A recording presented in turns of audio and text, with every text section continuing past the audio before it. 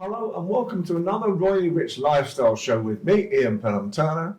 And me, Helena Chard. As always, can I just thank our principal people who are working with us, which is ALB UK TV and Helena Castrati, Dr. Jacqueline Kerback from USA Global TV and Radio, Nancy Duen from China, Honey Caleria from Asia, and also now our new partner, Potential, is Londres TV as well. So let's roll the titles and let's get on with the show.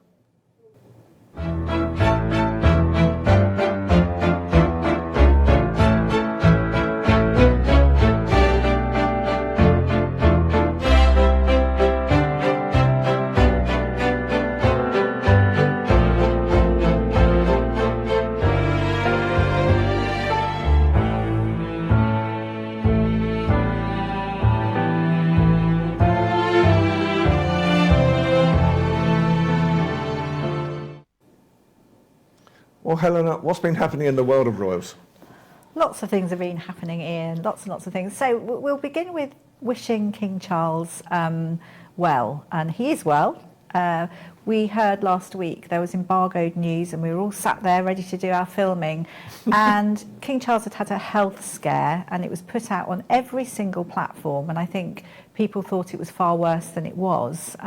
He obviously is undergoing cancer treatment each week and he had a temporary side effect where he had to go back to the clinic, thus pulled out of some engagements, but he was back at Clarence House doing his paperwork.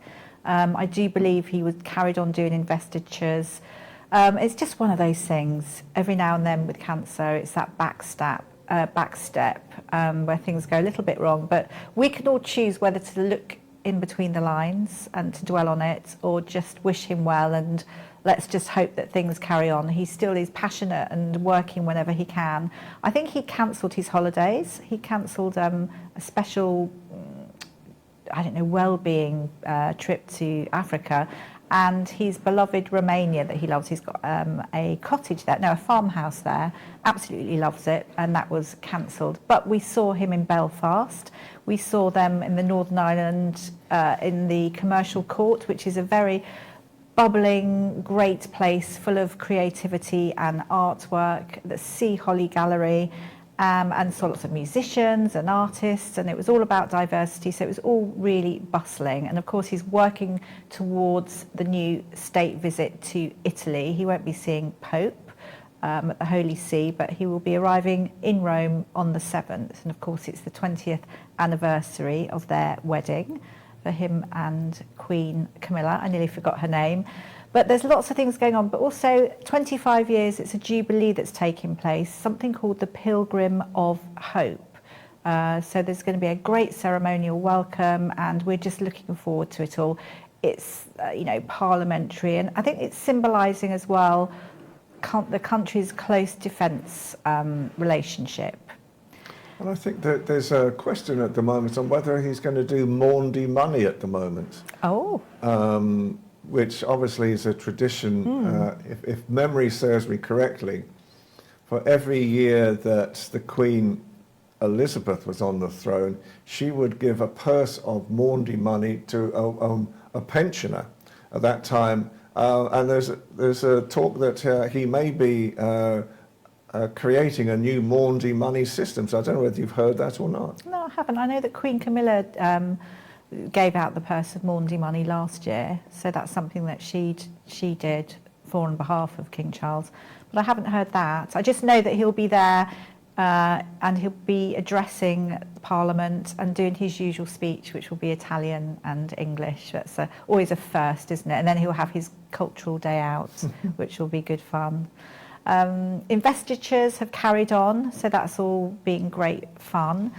And I think we'll move on to the 40th Annual Butler Trust Awards. Now, I hadn't really known very much about this, but Princess Anne, in fact, King Charles turned up to this as well. She hosted this at St James's Palace. And the Butler Trust Awards, it's almost like the Oscars, but it's the Oscars sort of for the probation service. So it's all to do with probation work, prisons. So it's promoting excellence within prisons, probation and the youth justice. So it was a great thing. 10 awards were given out, 20 commendations, and I just think it's a really lovely thing to do. I wasn't aware that this would happen. It's good, isn't it? I thought when I read the title, I thought that they actually meant the butlers are in the household of around the country. The vision of 20 butlers turning up in full gear, sort of receiving some sort of recommendation from Princess Anne was it's like a scene out of Highclere or something, Absolutely, and I think lovely. It's quite an joint rare occasion between sister and brother, so that's really good. And I can see them all dressed up to the nines. And they always address each other. They've got this common way of saying to each other, haven't they? Because they always, and apparently it goes back to their childhood, where Charles will say to Princess Anne, "Hello, you," and then Princess Anne will say back to Charles, "Hello, you." Oh, it's good though, they're close. I mean, Princess Anne's been a rock, I think, to Charles. Right-hand woman, as they say. Yeah. And so moving on, it's been 5 years since Megxit. Megxit? That's it, isn't it? Yeah, Megxit, that's it. Can you believe it? So Prince Harry and Meghan Markle moved away 5 years ago. It's absolutely flown. There's been lots and lots going on. There's been this fallout with Sentebale. Now, Sentebale is the charity that was set up in 2006 by Prince Harry, and this was Sentebale is African for forget me not. This was set up in memory of the late Princess Diana, so his mother, and forget-me-nots were her favourite flower. But apparently, allegedly, I mean, there's lots of upset going on. There's been quite a toxic working environment. It's led to Prince Harry and other trustees standing down, which is really quite sad. I'm sure Harry's feeling immensely sad about this because it's a very important charity close to his heart. But this has happened to do with Dr. Sophie Chanduka, who is a great, very powerful woman, very bright woman, has held great positions, has worked for 6 years within the charity on the board, but she's actually the chair now. And there's been lots of squabbling. Apparently, she has claimed that Harry, I guess with other patrons, there's been sort of power struggles, so bullying, misogyny, misogynoir, which I'd never heard of, and harassment. And I believe that the charity now is going to be looked into by the High Court of England and Wales. They've accepted the application to look into it. She was asking Dr. Sophie Chanduka to look into it. I mean, I can see what's happened, and we can't really give absolute opinions on this because facts will come out, I'm sure. But there's lots of accusations on grandstanding, which is when I think this must be to do with them all standing down, and then obviously they'll probably want to come back and put things together. But there was also visions of the Miami Sentebale fundraiser, Ian. I don't know if you remember. Sure. And I believe that Meghan and her best friend, the tennis player, who I can't quite remember her name at the minute, turned up last minute. Venus Williams, yeah. And I can see how that could be a problem. Anyway, there's been lots of squabbling. We hope things work out. I just think really at the end of the day, remember what the charity was set up for. And it was for young children that had contracted AIDS and helping them. We're in a very different world now. People don't die of AIDS. So this charity, though, where something like 540 people work for this charity, obviously do a lot of good. So we do hope that things pull together and the charity continues to thrive. Oh, I think it's, it is a sad case at the moment. I mean, what this former chairman lady was saying was that she considered bullying when she wasn't told something. So it sounds a bit, I don't know. There was a bit more to it than that. I think so. I think the reality at the moment is, you're quite right, Helena, is that everybody should calm down and remember it's not about them. It's not about their egos in any way, shape, or form. It's all to do with helping people. And that's really what charities are set up for. Absolutely, and just also to remember, people forget that charities are run so stringently, and obviously the Board of Trustees are regulated by the Charity Commission. So if anything happens in any charity, this is the route that you go down. So you can't muck around, can you? No, and the charity is there to help. Absolutely. Anyway, moving on. So Meghan Markle, she is actually doing quite well at the moment. She has her new online shop. She says she's not an influencer. I would say she is an influencer, but that's one of those things. So she has got her favourite things together. She's done her own edit. It's on Shop My Link. It's something that influencers do. You can put things out there, and obviously it's to do with the links, so people can buy things on her page, and she will get a cut of the cost of whatever it costs. So fans will be buying all the things that she likes, and it's a good. There's something like to Know It here in the UK that does a similar thing, but there you are. Obviously, her Confessions of a Female Founder coming out on April the 8th. She is also being given practical advice from these powerful women about how to run businesses. So that's an interesting one. And a fun one, because I always like to see how much things go for. In fact, anything that's to do with, selling things, whether it's royal auctions, I mean, anything in auctions, actually, I love. So the most expensive banknote has just been sold for a huge amount. Now, this was a $1,000 bill, but this is in the currency of Malayan money that I'm not accustomed to, but that's beautiful. Look at that note. It's actually gone for, that's worth something like £175 at a $1,000 bill, and it's been sold for around 150,000 UK sterling. So that just goes to show. And apparently lots of people rushed to auction, not necessarily to bid for it, but they all wanted to have pictures taken with it. So we're doing selfies, and it was all quite an exciting thing. But it's sold by, I think they're based in Mayfair. It's at Noonan's, although it was sold in Singapore. It's based here, the auction house, which is incredible, isn't it? Anything relating to Queen Elizabeth II always does well. And it was somebody who purchased it, a long-term collector who just loves anything royal. Fancy that. So there we go. I would like to buy a few expensive banknotes, but I don't think I'll be doing that. But the good thing, and this is for Mr. Ian Turner, the good thing is, and Meghan Markle fans, that's why I brought him into this, they will soon be able to buy her jam. So it's going to be available on her website this week.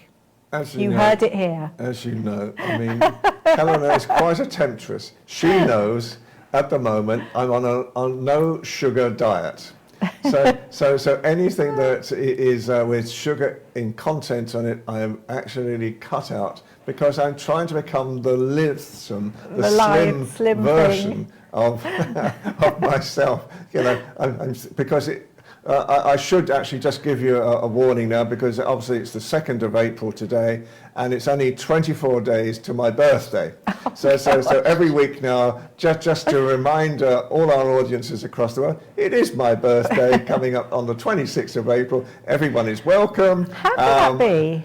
How can it have gone so quickly that year? Exactly right. So I'm trying to sort of get into all my clothes, all my nice clothes, congratulations, in readiness for my party. And the sun is out, so I can see it's the perfect thing to be doing. But don't forget, you can get low sugar jams, or plant sugar jams, which is not the same. I would imagine at the same time, at the moment, that Meghan's jam is probably full of nutrition and wonderful it's sort of made tastes. in a conveyor belt. Made by wonderful people, and as you know, I think Meghan is sweet enough by herself without creating jam. So that's my take. Just stop telling porcupines. That's all we say, Megan. Keep to the truth. Well, authenticity, okay. That's what we say. But anyway, we can argue all is good. All is good. So there we go. There's lots more royal news, but I think we've had a good slot there. Lots of various things. And we just, obviously, again, wish King Charles well. He's always so happy, I have to say. He goes out with a lot of vum. Excellent. So good for him. Perfect. Okay, so we're just going to take a short break. We'll be right back with this incredible lady who's an ingenious. Stay tuned.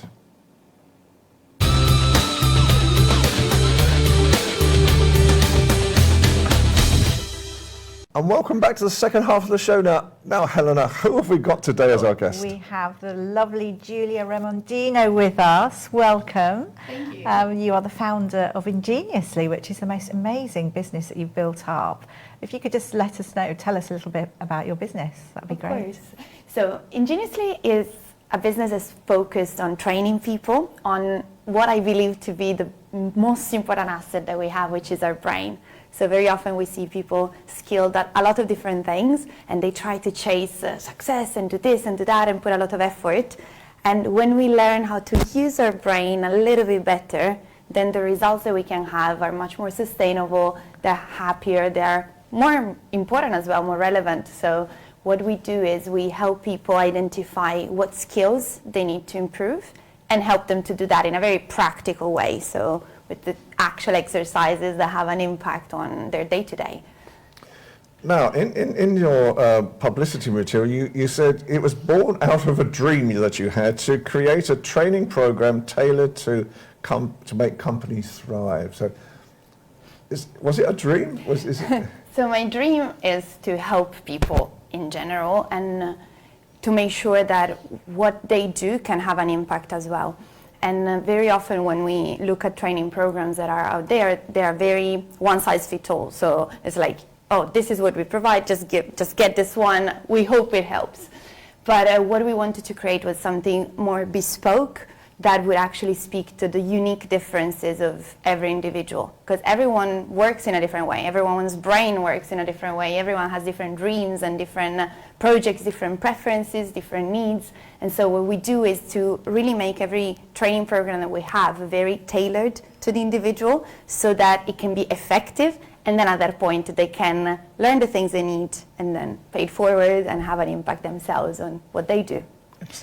So it's like cognitive skill development, which then you can use for anything. So whether it's teaching, training, learning, business. So really, you probably have different people that come to you. Yes, if you think about it, no matter what we do, no matter what goals we have, if we drill it down to what we need, we're always going to find out that our brain is needed, how well we use it is needed, and all the skills that we teach are needed, such as focus and attention, critical thinking, time management, memory, decision making, all these skills. And so regardless of what someone does, they can benefit from it. Mm-hmm. And so yes, we have a very wide range of people, from students to professionals, business owners, teams in corporates. So it's something that anyone can benefit from, as long as they are driven, they're ambitious, they want to succeed, but not just for themselves, but also for others. Yeah. So if someone comes to you and says, I'm doing this, but I feel I'm lacking in, I don't know, I can't remember certain things, or can you then, then is that something is that a skill that you can work on to sort of... Yeah, so our process is based on analyzing and then enhancing. So if someone came to me and said, I think my memory is bad, what we would do first of all, we would ask them to take an assessment that we created that's called Inner Genius Assessment, where they can do some practical exercises where we identify what the actual need is. Because at times we think we need memory, but then from the assessment we realize that memory itself is not bad at all, but the problem may be connected to productivity or to focus and attention, to lateral thinking. So there's always something behind the problem that we see, and so the assessment helps us to identify what is it that if we actually worked on it would yield the biggest result for you. It could be memory, or it could be some other skill that's connected to it. So first of all, we'll understand that, analyze the situation, and then at that point we'll have a plan to help you with your memory in that case. Brilliant. So just quickly, sorry, is there a science base behind this? So all the things that we teach are based on science. We collaborated with psychologists, with neuroscientists. The approach that we have, though, is not really academic, because there's a lot of it around, and there's people that are much more qualified than me to teach those things academically. What we do that's very effective is that we give it that practical aspect. So it's a very practical approach to cognitive skills. So I may know how memory works, all the different phases of memory, which parts of my brain are focused on memory, but that doesn't mean that I will be able to remember things better. So what we help to do is to help you to remember things better, in this case, for example. Or same thing for decision making. How do I actually go about any decision that I need to make, whether it's big or small, or time management and so on. So very, very practical. That's what I think is the value that we bring in. That's different from what I usually see out there. Perfect. Can you give a practical example of a case study, say to do with memory, you know, someone who didn't think they had a good memory, and how you've actually helped them? Absolutely. So there's many, especially in memory, because it's one of our go-to skills. So people love memory. There's a couple that come to mind. One is a bit extreme, but I think it can give us the idea. Last year I was working with a gentleman who owns a restaurant. He's an incredible person, amazing energy, super amazing person. And then he had a stroke all of a sudden. And so after the stroke, before being released from hospital, he had to demonstrate, for example, certain skills. He had to connect letter A with number 1, letter B with number 2. It was so hard. So his memory had actually been very affected by the stroke. So when he saw us performing some memory exercises, he thought, okay, Julia, if you can teach me that, I mean, I don't think it's possible. So I want to give it a try, but I mean, it's not possible. And then we started understanding how his memory works. So how he pictures images in his mind, what type of techniques would work best, because there's a lot of memory techniques out there. And based on how our preferences are, some may work better than others. So we tailored a plan for him. And there was a day in which, applying one of the techniques, he memorized a 30-digit number, and he just heard it. I said the number to him, and at the end of it, he actually recalled it completely correct, both in the right order and backwards as well. And he looked at me, he opened his eyes, and was like, have I just done this? I thought it was impossible. And it happens all the time, but in this case, of course, it was even more relevant for me because I knew what he had been through, and it really proved that, of course, every case of stroke is different, but in his case, he could actually go back to have a memory that was even better than before, and this was very powerful. But then the 30-digit number, probably not many people need in their life. For him, it was a reference. Some other people have applied it to learn languages, for example, learning 1,000 words of a language in a month, and being able to add grammar rules and conversation in order to communicate in a different language. Or memorizing, I was working with an architect recently that had a lot of specs to remember in very complex buildings, so he memorized all of those things. So different people need different things, but once we learn the technique, we learn how to apply it also on anything else that will come and arise later on. Amazing. Do you feel you get, obviously you're a mentor and you help so many different people, do you get most reward maybe from students or maybe people in a different country? I don't know, people that maybe don't have as much as others. Just curious. So one thing you need to know about me is I'm very bad at ranking, okay? Because I get reward from everything.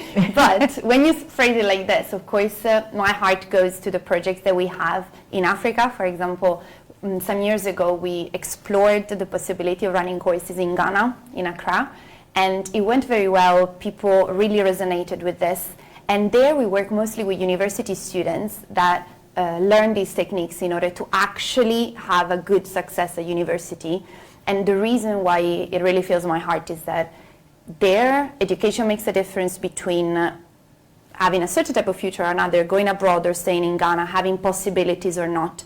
And so being able to impact in our little way the future of these incredible people always is magical. Yeah. Yes. This year, actually, we managed to bring a group of 15 people to Italy for a personal development course on emotional intelligence and leadership, and seeing 15 people from Ghana all together having this incredible experience after everything they learned. I mean, that's what warms my heart. Beautiful. Yeah. Now, you talk about the 12 essential cognitive steps, so just talk us through some of those steps. Of course. So we have identified these 12 skills that we need to use as individuals. So when we think about soft skills, there's many, many, many, and some are personal skills, some are interpersonal skills, so they involve interaction with someone else. The ones that we focus on the most at Ingeniously are the personal skills, and the reason for that is that I see people, for example, they want to improve sales because they have a business, they want to sell more, pitch themselves better, and they take a sales course, which may teach incredible techniques, very useful, but when you don't combine that technique, that sentence, that question that you should ask with the foundational skills that we teach, that's completely useless. So imagine you learn how to ask a question at the end of whatever you say, but you haven't learned how to focus on the person that's in front of you, how to really retain the important details of what they're saying, how to connect the dots, how to analyze things critically, come up with ideas. That's the foundation. So we've decided to focus on these 12 skills that serve as a foundation where everything else can be built upon. And so we have 5 that are even more core than the others, that are focus and attention. Nowadays everyone needs, like everyone is like, I want that, I need, my focus is too scattered. Lateral thinking, so creativity, thinking outside the box. Critical thinking, so being able to go beyond our own biases and analyze things for what we have. Problem solving and attention to detail. And then once we have learned these ones, we can move on to the advanced skills. And the advanced skills are such as time management, productivity, so connected to efficiency, or connected to learning, such as speed reading, memory, information processing, or what we call impact, so the area of impact and influence. So how do we use what we know to shape the world around us? So presentation skills, decision making. So these are the 12 skills in a nutshell. Amazing. So Organized actually, like this. it sort of can create, because if you're, let's just say, very busy and you're a little bit like, oh goodness, making a decision, let's just say, these kind of things will give you clarity. You use the word that's actually one of the words that I hear the most and that I love, which is clarity. I think that clarity is really one big thing that people get out of the initial assessment and out of the program, because very often we have so many inputs all the time that we move around without really pausing and seeing what we have in front of us. The decisions we make are more reactions rather than decisions. So decision making, for example, I love the impact it has because it really shapes every single moment of our life. Some people thinking about decision making imagine like big life decisions. Should I move? Should I not? Should I change jobs? Should I not? But reality is that those big decisions are important, but they happen once in a while. Every single day, some studies say that we make more than 30,000 decisions a day, and more than 200 only on food. Like, Okay. imagine if they'd studied Italians, it would be even more. But anyway, so we have so many decisions that we make every single day, but very often we don't make them. We just react to what's around us. So learning how to combine these skills together helps us to be more present and more aligned, for example, in the decisions that we make. So people that are busy, people that realize they're a bit overwhelmed or a bit stressed, I don't think that's the natural state of things. We've turned it into the norm, but it shouldn't be in maybe it's my ideal world, but I think it's possible, and I've seen it over and over again, to be fulfilled, successful, happy, but also healthy, not stressed, having time for the family that we love, the people that we love. So I think it's possible when we know how to do, and no one has ever really taught us how to do, so this is what we try to do. It's fascinating, really fascinating. I was watching a program the other day on a broadcaster, a female broadcaster, who suddenly had a brain clot and had to have the brain clot on her right-hand side of her brain. And then they were teaching her to use all the information that she would normally use on the right side of her brain to the left side of the brain as well. I mean, have you ever seen things like that where you need brain transformation, if you like, in some ways, to actually, someone who's had an injury or a stroke, to change their life? So this is incredibly fascinating because I believe nowadays it's more common. It's more common knowledge, but in the past we thought the brain was very static, right? Now we know how plastic it is, how it rewires itself. We don't usually work with people after injuries on purpose. So the case that I mentioned before happened, and we try to help, but we never promise anything because every brain responds in a different way, and for certain types of injuries, I wouldn't take the responsibility. It's not my competence to do that. On the other side, though, it's very fascinating for me to see how able our brain is to just recreate itself and create new pathways to adapt to obstacles that have happened, whether it is a brain clot or a stroke and so on. And so our brain can do that. And when we don't even when we haven't had that type of injury, even, of course, it's even more. I mean, if you're thinking about all the things that we can do, sometimes we wait for the problem to happen before working on it. But if we apply the same mindset before the problem happens, we can just start building more and more and allow our brain to keep being more plastic, more active all the time without waiting for that moment to fix the problem, I believe. Gosh, incredible. And how about breath work, breathing? Remember when I mentioned focus and attention? Breath work helps a lot with focus and attention. There's tons of ways in which we can use our breath, and breathing is life. If you think about it, we measure our days based on the first breath, the last breath, but very often we don't really know how to use it for the purpose that we have. And so when we learn how to use our breath better, whether we want to be more energized or more relaxed, more focused, less stressed, then we access that part of us that can come up with incredible ideas, solutions, focus. I think our brain in itself, it's not that we add much. What we try to do with our clients is to remove what doesn't allow our brain to work well, because our brain is already magical, it's fascinating. And breath work is a very good way for a lot of situations to allow ourselves to pause a moment and allow our brain to do what it needs to do.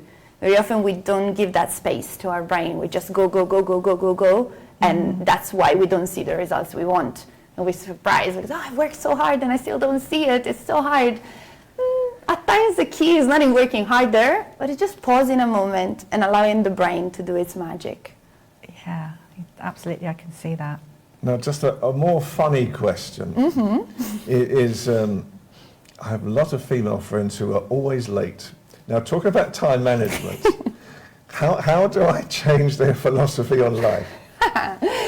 That's a very interesting one. I have a lot of male friends who are often late. So, I think time management is another fascinating topic. I think I've said fascinating 500 times because I'm really fascinated by all of this. Because it depends on many, many factors. One factor is also cultural, for example. There are certain cultures that perceive time in terms of hours, minutes, others in terms of activity, for example. So identifying those little nuances makes a difference.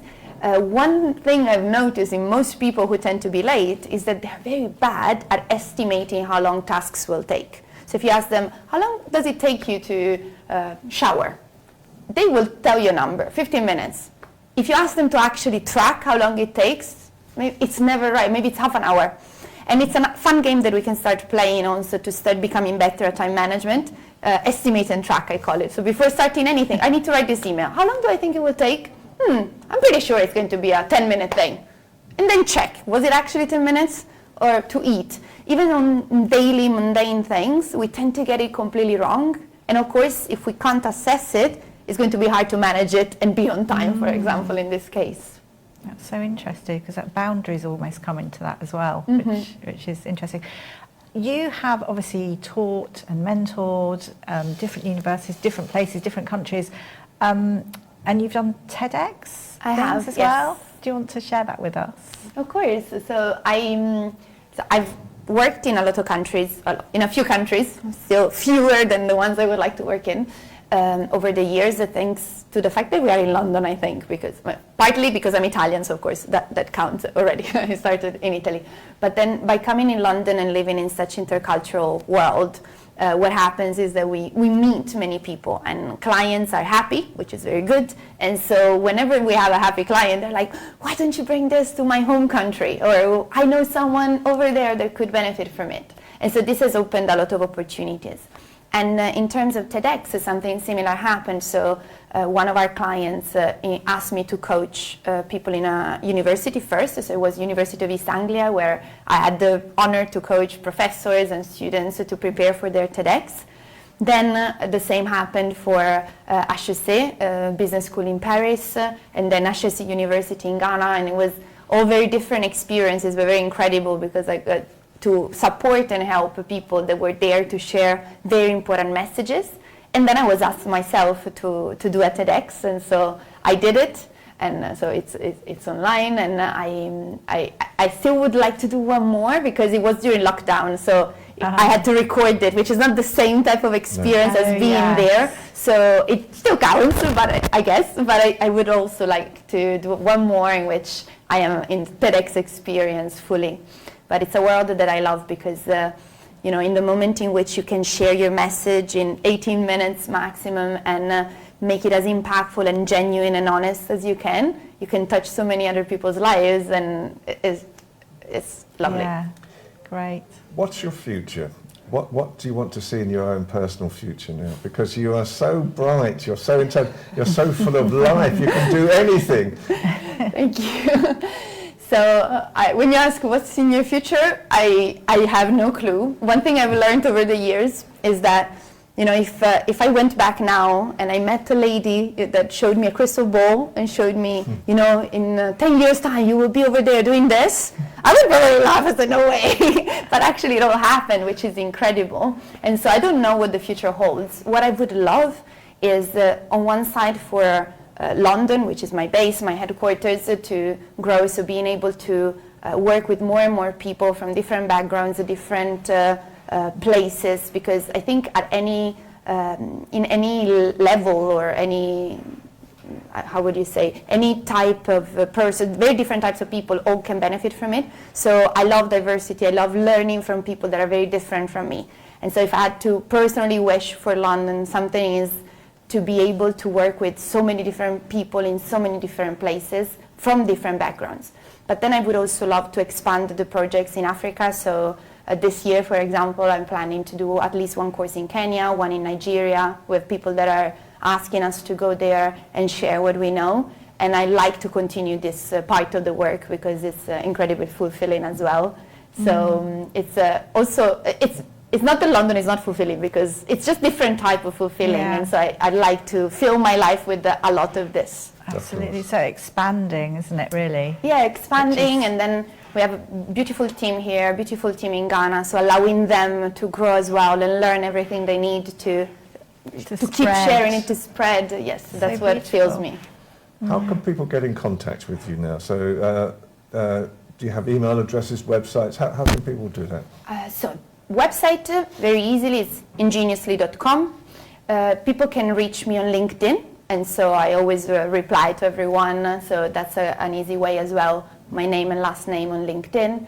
Or my email address is my first name, so Giulia, Italian spelling, so G-I-U, I know it's a bit complicated at times, at ingeniously.com. So that's another easy way to get in touch. And there's many ways to get to know what we do. We have some fun free quizzes that people can take to get acquainted with cognitive skills. We have some free master classes where we explain to people how our brain works so that they can be more successful. So based on what someone is interested in, we can propose the best first step for them. That's lovely. So do you ever advertise courses that you do ever, like on LinkedIn or so on somewhere? LinkedIn, we advertise some of the events that we do, so that people can follow us and join them. Some are in person, others are online, so that they can be accessible based on where someone lives. So lovely. I mean, honestly, I find it absolutely inspiring. Absolutely. I do. It's so exciting. Absolutely. Makes me want to learn and learn and learn. So Learning interesting. is great. key, right? It's amazing. Thank you for sharing it. Thank you so much for coming on the Thank show today. you. We're just Thank going to you. say goodbye to our audience as well. So, what an incredible show. We've done the royal news first of all, and then we had Julia on as well. What an Genius. incredible Great stories. business. I love it. I want to learn more, actually. So yes, and what with the Royals and everything going on, Absolutely. there's so much happening. We've got lots of exciting things to share in due course. Yes, which and is, we've got which is another good. exciting show again next week. So can I thank all our principals for helping us at the moment? So can I thank ALB UK Television and Helena Chard? Can I thank Dr. Jacqueline Kerback from USA Global TV and Radio? Can I thank Honey Caleria and Nancy Drouin, who are sort of people who are looking into how we can create a better world at the moment. And we're bringing on some new people as well very shortly. We have exciting news that we can share very shortly, providing that my cognitive responses remain positive. You're doing okay. I'm doing okay. You're not doing badly. So for me, Ian Pelham Turner. And from me, Helena Chard. Have a great week. Thank you so much for watching, and we'll see you again next week. Bye for now.